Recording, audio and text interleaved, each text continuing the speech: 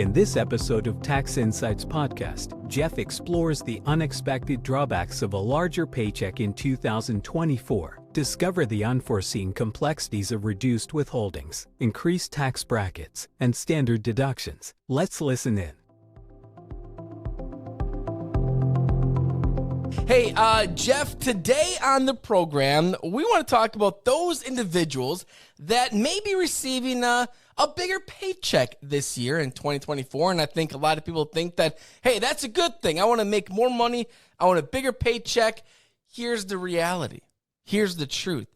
Sometimes a bigger paycheck could actually hurt you. Yeah, and this isn't necessarily a bigger paycheck because you're making more. It's just a bigger paycheck because withholdings are going to go down for this year, 2024. Okay, so walk us through that.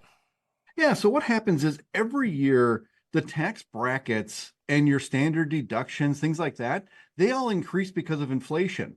And the inflation this year was about 5.4%, which means that if you have the exact same income as you had in 2023, you're going to pay less tax in 2024 just because the brackets have increased and you get more standard deduction.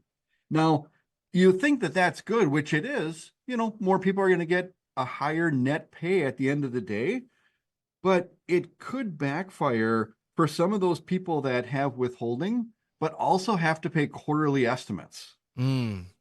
So walk us through why that is going to impact some people, because again, I think it feels, hey, if my paycheck is bigger for whatever reason, that should be a good thing.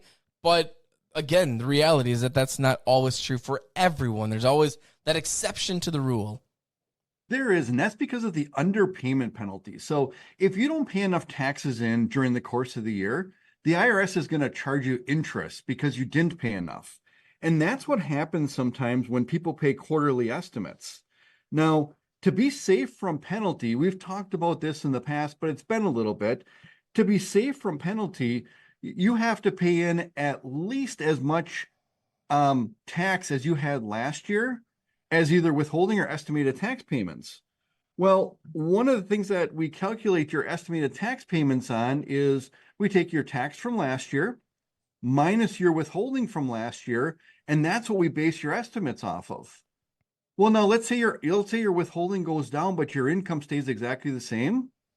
Well, now you haven't paid enough in estimates at that point, and so the IRS is going to charge you an underpayment penalty. So my main reason for the conversation today is that if you have both withholding and you also pay estimated tax payments, really talk to your tax preparer this year to make sure that you're covered under those safe harbor rules. Okay. And again, that's why I think having a team of experts like Hawkins Ash is critical, because you guys are staying on top of all of this. I think the average individual out there is not reading the tax code and staying on top of all the new tax changes. That's what you do. That's what your team is. Therefore, listeners, connect with Jeff. Get with the team at Hawkins Ash. Jeff, how will they do that? I would go to our website, which is hawkinsash.cpa, or just listen to us or watch us on all of our social media sites, including YouTube.